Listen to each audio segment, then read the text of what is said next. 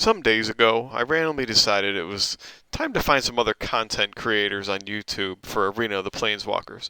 So I typed in Arena of the Planeswalkers tier list, seeing what other people thought of the game. You'll be shocked what I found.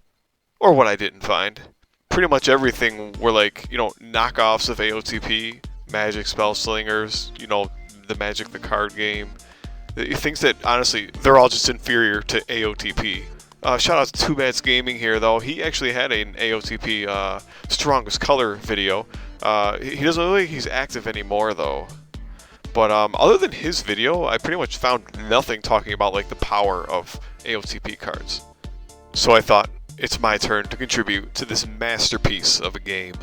Welcome to a 5-piece series where I am going to be reviewing all 5 of AOTP colors in depth and giving you my thoughts on how powerful I personally believe each color is.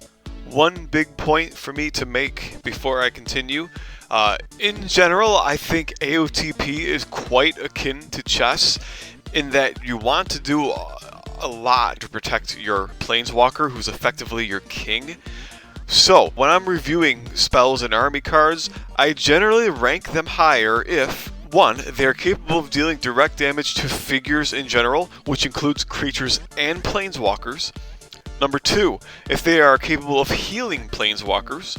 And number 3, if they make it easier for your key figures to deliver game-winning attacks against hero figures and especially against planeswalkers. Number 4, cards that are dead in hand when you're playing against a heroes-only army will generally be ranked lower due to my own personal belief that the heroes-only armies seem actually quite strong and viable for the AOTP meta. Most of my positions are based on a standard 1v1 or potentially a 2v2 game of AOTP where the goal is either to kill the enemy planeswalker or to wipe out their entire army.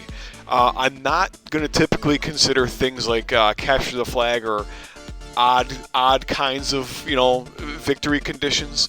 I'm mostly thinking 1v1 on like a Heroescape or an AOTP map where it's like a tournament game and you're just trying to kill the other guy. So now that we've laid out the general guidelines for how I like to rank these cards, let's move on to the meat of this video. Black.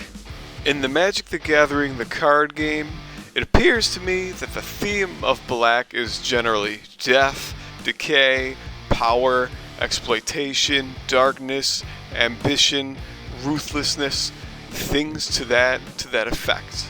Before I talk about each of the individual spell cards and army cards for black, I'll review the strengths and weaknesses of black as a whole, as the whole color, starting off with the strengths. Number 1. Black offers strong planeswalker healing and some pretty decent creature regeneration for when their creatures die. Between Liliana and Obnixilis, they have great base life stats, while Sorin has his built-in healing available for him for as long as he has enemies to slay. The combination of Altar's Reap and Corrupt give any black planeswalker effectively 5 more life, so long as they aren't one-shot. That's gonna leave a mark. The Ghoul Vanguard can slay his foes' squads and bring those squaddies back as a zombie. Plus you have the black squads like Restless Zombies and the Skursdag Cultists, who both have self-regeneration mechanics.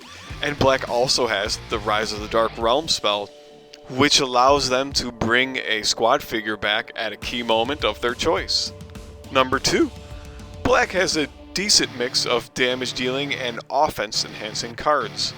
Obnixilis, Sorin, the Blighted Reavers, and the Malakir Bloodchasers all make for some pretty fearsome and highly destructive close combat powerhouses, especially when they're going against squads. Dark Harvest, Duress, and Rise of the Dark Realms are also excellent at enabling their offense.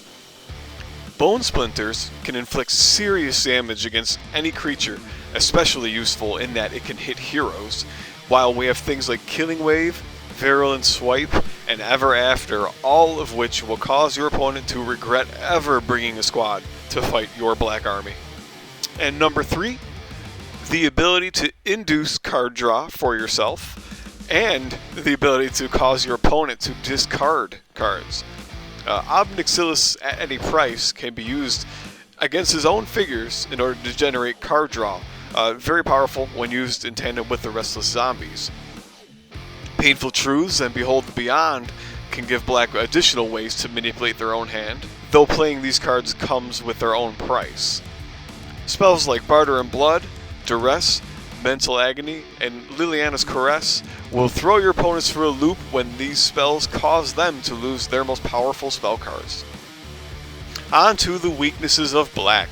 Similar to white, black has a heavy reliance on low move 5 and range 1 figures. They have pretty weak threat range in general.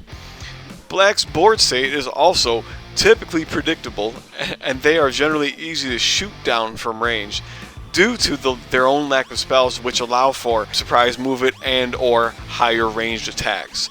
Perhaps other than things like Ever After, Rise of the Dark Realms, and Harrowing Journey. But even then, these all still typically require you to be within range 1 of your target. The only black figure with a base range of greater than 1 is the Planeswalker Liliana, and the only black creature with a base move greater than 5 is the Malakir Bloodchasers. Number 2, black's relative inability to destroy and or damage heroes in ratio to black's ability to kill squads. A massive blind spot for black is how ineffective a lot of their abilities and spells are against opposing heroes-only armies.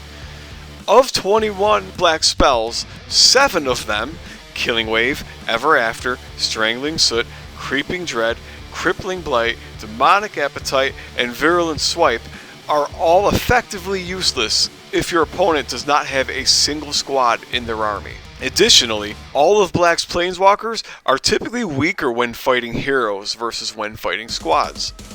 Obnixilis at any price has no effect against heroes, Liliana cannot stuff out a hero, and Sorin prefers to fight 2 to 3 weak squad figures so that he can take his multiple attacks per turn via Blademaster and attempt to get heals off of each of those kills via Vampiric Thirst. His abilities in general are far weaker against beefy single hero figures. With that out of the way, you'll see that I've placed black at number 5 out of my 6-tier list here. I do think black, at least when black is using a mix of squads and heroes, is better than white when white is using a mix of squads and or heroes, and that black is definitely weaker when white is using its hero-only builds. Let's tackle some of the spells and army cards, and I'll show you why I think this. Let's kick it off with black's worst spell, Virulent Swipe, a 40-pointer from Battle for Zendikar. This card affects squad-on-squad combat only, and it is a totally dead draw against a heroes-only army.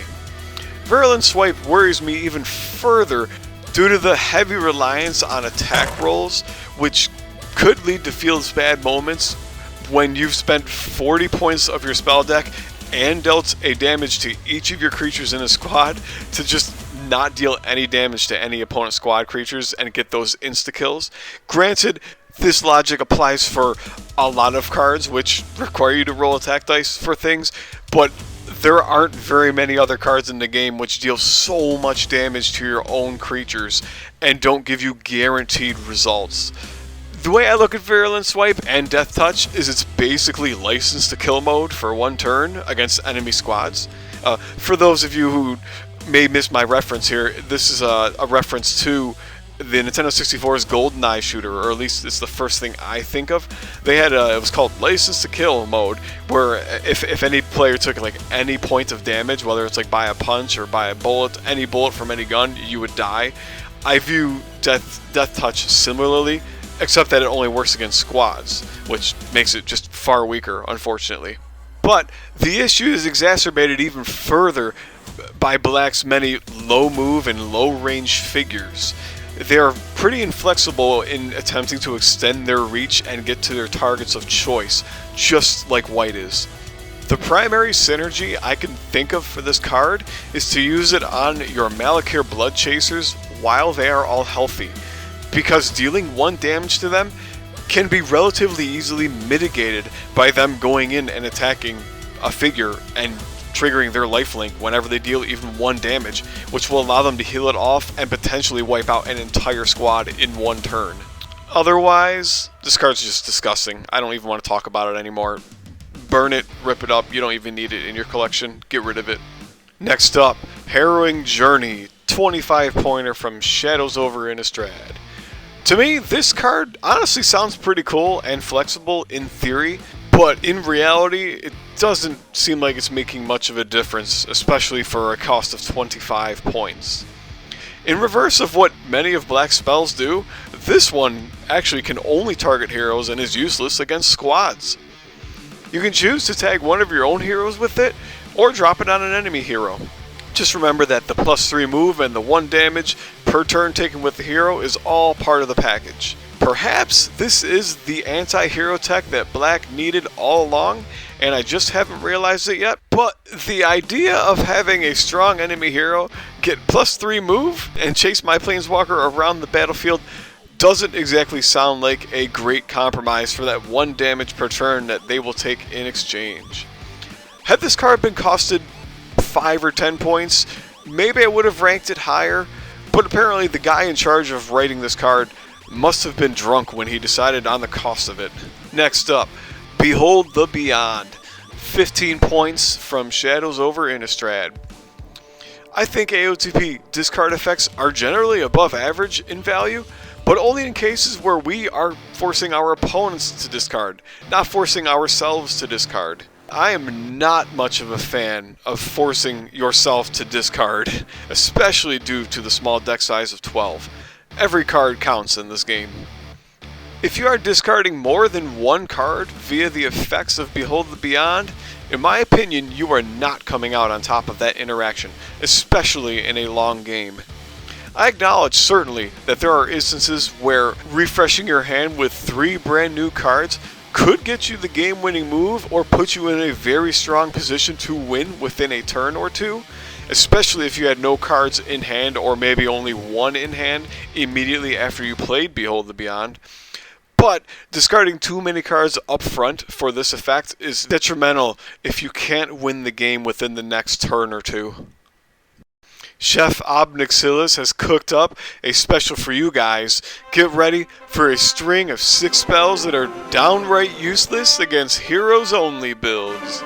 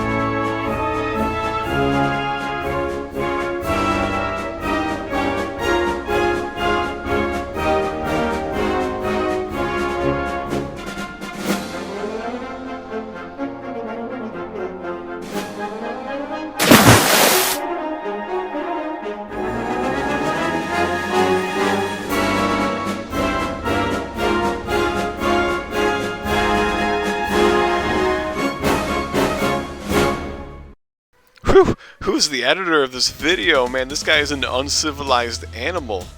Alright, we're heading over to Painful Truths, 20 pointer from Battle for Zendikar. The placement of this one being this high up in the tier list might mostly be due to my own bias, but I certainly do love Painful Truths included in my builds whenever I use the Restless Zombies. Since there are no requirements like clear sight or line of sight or social distancing rules for this card, it makes for an easy choice to just kill a zombie whenever I want to draw 2 more cards. He'll likely return in the next 2 or 3 turns anyway. In black decks that don't use the Restless Zombies, this card probably takes quite a dip in power, and the damage that you inflict on your creatures will probably do you more harm than it's worth. To note, Painful Truths does have some synergy with Sorin. You could tag him with that 2 damage, and or potentially trigger White's Stone Will on him, but that's a pretty specific scenario, mostly due to his built-in Vampiric Thirst healing. And even at that, I would personally avoid placing wounds on my Planeswalker. Next up, we have Corpse Lunge, 10-pointer from Shadows over Innistrad. This one feels pretty tough to justify. I think it teeters pretty distinctly between either being very powerful or being something between useless and even detrimental. The 4 clear sight space requirement in tandem with Black's heavy reliance on slow move range 1 figures can impede your ability to optimally use this card's effect. But don't get it mixed up. There is absolutely a ton of potential in this card because of the sheer amount of damage that can be inflicted by something such as the Eldrazi Ruiner or a squatty that's buffed by Dark Harvest getting a double attack. On the other side of that coin, inflicting 2 damage upon your Planeswalker is quite risky. Luckily, Black, and White in Sorin's case, has a decent amount of Planeswalker healing to offset that damage. This is definitely a card that you need to know when to play and when to make that crucial push to get that double attack in and take a key position or even make a sort of final gambit. Corpse Lunge plus Dark Harvest plus Rise of the Dark Realms to be used as a game-clinching 4 squad attacks in 1 turn combo? Anyone? Mental Agony, 5-point hidden enchant squad from the first Arena of Planeswalkers set. As I briefly mentioned earlier, I think discard effects are reasonably powerful in Arena of the Planeswalkers. This hidden squad enchantment requires the enchanted squad to be attacked, and it's not just something that fires off when you demand it, like Liliana's Caress, but Black's generating squads will likely die a few times over the course of the game, so why not further empower their sacrifice with this card?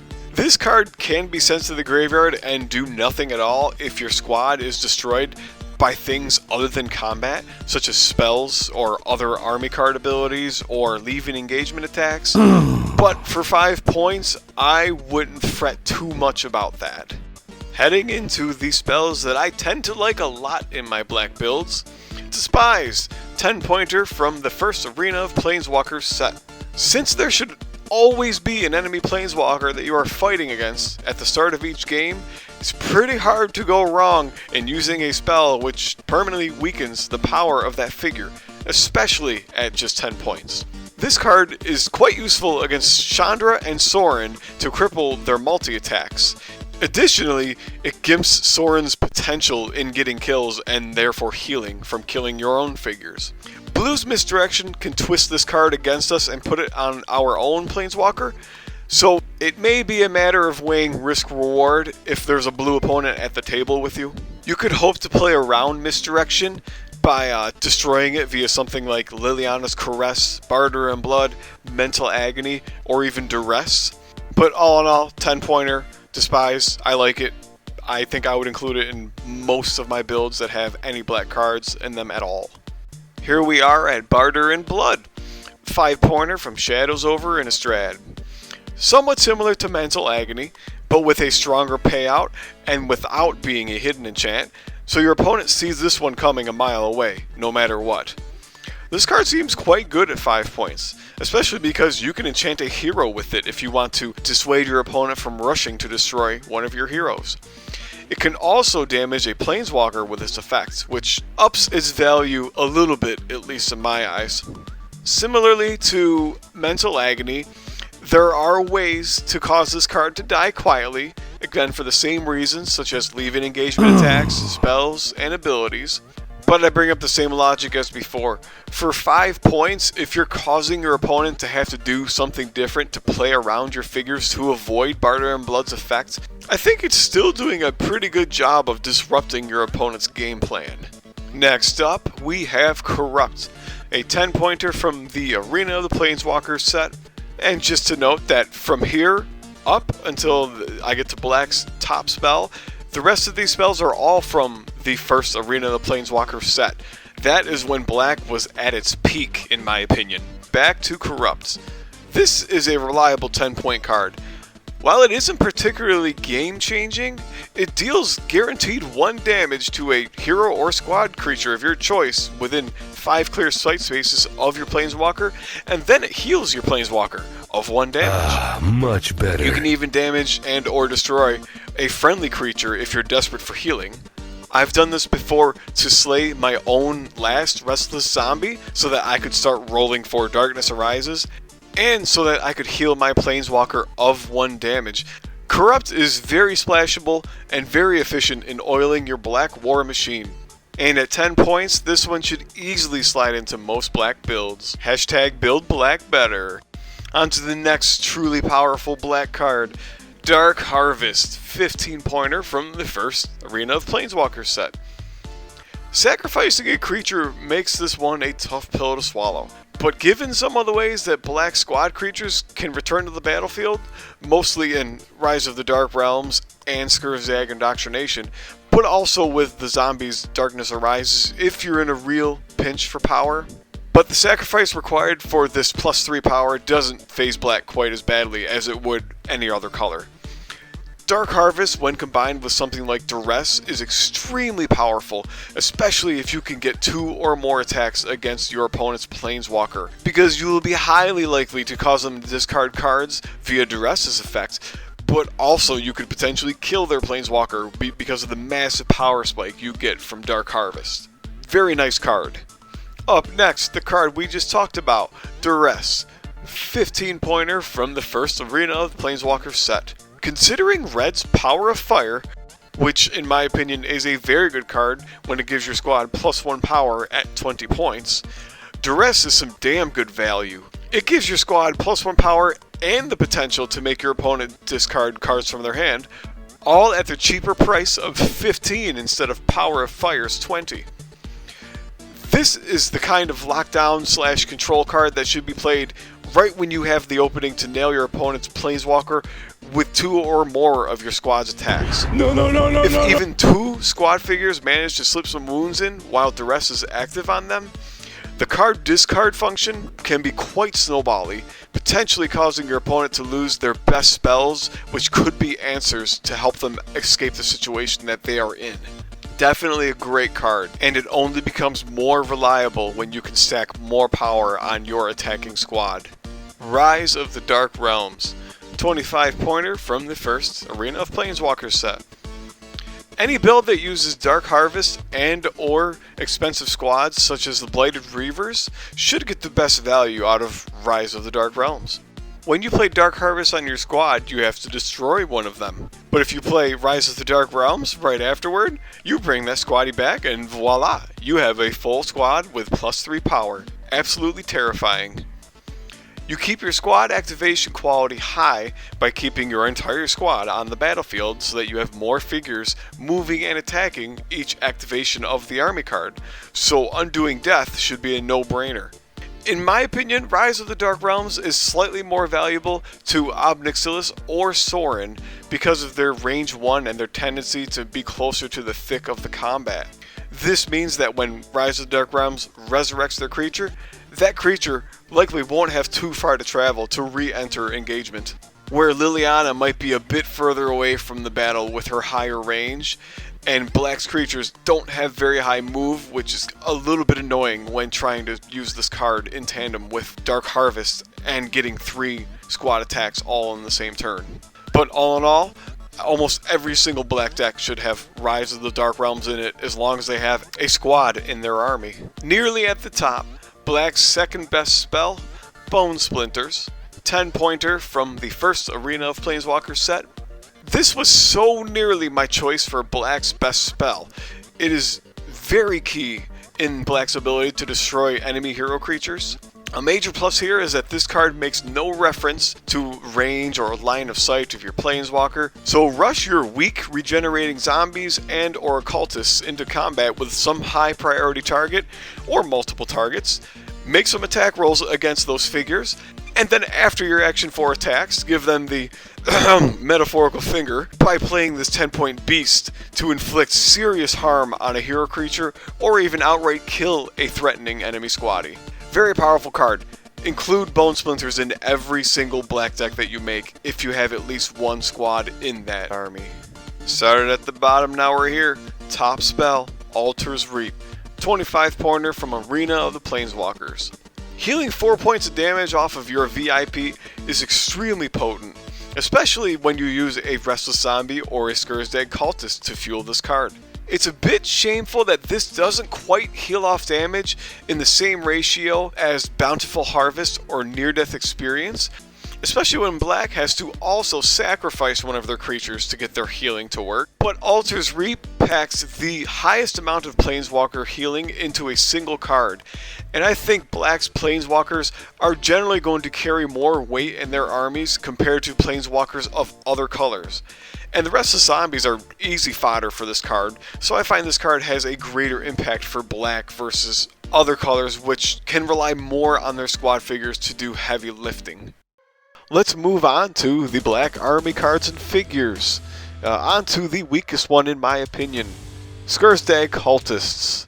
50-point squad from Shadows Over Innistrad. I'm not sold that these guys are better at 50 points than the Restless Zombies are at 60 points. At a glance, the two seem quite similar, but they actually are distinct in the way that they are optimally used, at least in my opinion. The zombies, once they are all dead, will passively come back with a d20 check whenever you take a turn with your Black Planeswalker, where the cultists actually require that you are actively taking turns directly with them and while they are still alive, because they only regenerate if they are murdering squad figures in combat in order to trigger their indoctrination. When the last cultist is destroyed, they lose the ability to self-regenerate, where the zombies can only self-regenerate once all of them have been destroyed. You will likely be taking many more active turns with the cultists than you would with the zombies. I'm hesitant to enchant the cultists with Black's powerful enchantments such as Duress or Dark Harvest due to their really weak 2 life and 1 toughness. I've yet to really try Dark Harvest on them, and that could potentially be devastating, but you still also require your opponent to have squads for indoctrination so that you can kill them to bring your cultists back. Speaking of that, cultists seem likely to be much worse in matchups where you see those uncivilized heroes only armies, because at that point they have lost their ability to indoctrinate anything. For what the option is worth, technically, if you read Indoctrination, I don't see anything in its ability text that prevents you from slaying your own squad figures in combat to trigger it. So, buff your cultists, scuffle with the enemy a bit, and when the cultists are all almost dead, go indoctrinate your own Restless Zombies to bring the cultists back. This strategy feels a bit low tempo. The cultists just aren't really strong enough at a base to make this work very efficiently due to how easy they are to kill. I honestly think this is one of the weakest squads in the game. Next in line, we have the Malakir Blood Chasers. 100 points from Battle for Zendikar. These guys are somewhat like Red's Blazing Firecats if you consider their relatively similar move, life, power, and toughness. Both of these squads even have an ability which can boost the strength of their attacks. I feel that lifelink is mostly wasted on a figure with only 2 life and 3 toughness, which in my opinion is slightly on the frail side. But this makes the Blood Chasers good recipients of the effects of Virulent Swipe, which will deal 1 damage to each of them, but then it also allows them to insta-kill any squaddies to whom they deal even 1 combat damage. These guys are highly threatening, especially if they can get their grubby blades near a wounded figure. 4 power plus 1 automatic hit will make any wounded Planeswalker scream in complete terror like the lefties did when Roe v. Wade was overturned. Next up, we have Ghoul Vanguard, 100-point hero from Shadows over Innistrad. Ghoul Vanguard seems like a very average hero figure. His primary uses consist of taking his free move and attacks with something like a Blighted Reaver or a Restless Zombie, while also generating more zombies via his Wake the Dead. He has great synergy with the Blighted Reavers in using Shambling Ranks of the Dead to move one of the Reavers first, especially because their Necrotic Stench boosts the Vanguard's chances of slaying enemy squaddies in order to trigger Wake the Dead to create more zombies. Corpse Lunge has some pretty decent synergy with the Ghoul Vanguard because it does enable him to potentially create 2 zombies in one turn if the opportunity aligns. Sadly, he does not create zombies when he destroys squad figures via leaving engagement attacks, where if you consider something like Heroescape zombies, they actually can do that. Why wasn't this included for him? Honestly, it's unfortunate that squad characteristics has no well-explained definition. It's a massive point of mystery with this guy. But other than that, he's very passable as Black's only hero, and he has some pretty good synergies within the color. Solid card, solid hero unit. Coming up are the big boys of Black, the most expensive squad in the game, the Blighted Reavers at 115 points from the first Arena of the Planeswalkers set. Their relatively average stats make them pretty decent frontline fighters with 3 life and 3 toughness. Their utility and combat prowess are definitely elevated due to Necrotic Stench, which effectively creates little pockets of death on the map, where your figures should be destroying enemy figures quickly. Please pay attention though that Necrotic Stench does not affect Planeswalkers, and it affects all creatures, including your own non-zombies. So there is potential for backfire if you are using something like the Malakir Blood Chasers in your army, or if you're playing Sorin and using some of White's creatures.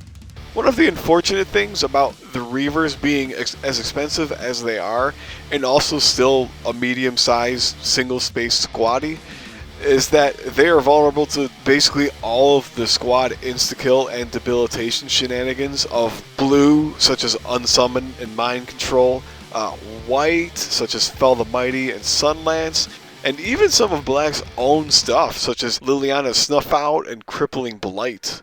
They have some particularly nice synergy with the Ghoul Vanguard, as I mentioned earlier. Not only do the Reavers get a free move and attack when you take a turn with the Vanguard, but their Necrotic Stench seriously enhances his ability to murder squad figures and trigger his Wake to Dead. But in the end, I'd say the Blighted Reavers are slightly above average as an army card for Black. And finally, we're at the largest bargain in Black creatures, at least in my opinion. The Restless Zombies, 60 pointers from the first AotP set. Just looking at these guys' stats, their life, power, toughness, move, range, they are definitely quite weak on paper. To bring up the comparison to the Skursdag Cultists again, the Restless Zombies can be used somewhat offensively, but in my opinion, I think they are best used passively and or as cannon fodder, because the zombies regenerate differently than the cultists do. They don't need to be constantly moving and attacking like the cultists need to be. Having the Restless Zombies in your army actually encourages further activations of your Planeswalker, so that you can take more of those D20 rolls in hopes of succeeding your Darkness Arises rolls. I think the bulk of the zombies' price and utility comes from Darkness Arises, which, with a little bit of luck, will see them returning to the battlefield 2 to 3 times easily in most games. Obnixilis definitely loves to use them as fuel for at any price, so that you can use it against his own zombies to cause self-draw. But the zombies are also great as extra bodies to be returned in the middle of battle while he's attending his melee fests. Liliana appreciates them as respawning roadblocks to keep enemy melee figures off of her. In general, the zombies help Black win long games of attrition. I typically do not enchant these guys with Black's offensive buffs like Dark Harvest and Duress, unless I'm very desperate to generate some offense. 1 life and 1 toughness will not do your high cost enchantments any favors in getting value and longevity. Once all the zombies are destroyed and the zombie army card goes to the graveyard, all of the enchantments that were attached to them are also removed, and will remain removed even when the zombies respawn via Darkness Arises. This is another reason why I prefer to make the Restless Zombies a cannon fodder squad more than anything else. In my opinion, this is one of the most unique squads in the game, and they're quite cost effective at 60 points for mono black builds. All done with Black's creatures, now let's tackle the Planeswalkers. Obnixilis, 385 points from Battle for Zendikar. I score Obnixilis below Sorin and Liliana, well, mostly due to, well, one, Obnixilis is mono black, so I think Sorin has the advantage over him in that way. And then number two, Obnixilis doesn't have range like Liliana. However, he is a very sturdy and speedy figure thanks to 8 life, 4 toughness, 6 move, and flying, all of which should help him to get to high ground quickly and hopefully help him maintain it. High ground combined with his high base 5 power makes him a fearsome attacker in melee combat, and at any price will make any squad figure utterly fear him, especially in the late game where there may be no cards left in your opponent's library. Altar's Reap and Corrupt make it that much more annoying to whittle this beast down. However, he is very expensive. His cost of 385 pretty significantly restricts his creature selection at 500 and sometimes even at 600 point army values. Black's curse of struggling against heroes afflicts every one of the Black Planeswalkers. Obnixilis is fantastic at mimicking Hillary Clinton and that he can make squad figures disappear with ease at any price, but this ability is utterly wasted space when he fights a hero's only army. The ability to use at any price against Ob's own restless zombies to fuel Obnixilis' card draw is a very nice perk, since the zombies will respawn on a d20 roll while we continue to take turns with Obnixilis anyway.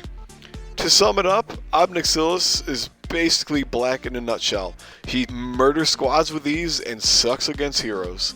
Next up, we have a Planeswalker that, if you watched my white video, will need no real introduction. Sorin, at 350 points from Shadows over Innistrad.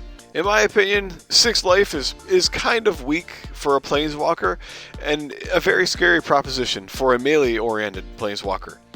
Like the other Black Planeswalkers, Sorin is typically better at slaying 1 or 2 squad figures rather than trying to kill 1 or 2 hero figures, especially because of his Blade Master. He really likes fighting many weak figures versus a single beefy one. Let's face it, Black's theme is they bend over squads with ease and they fold in the face of strong heroes.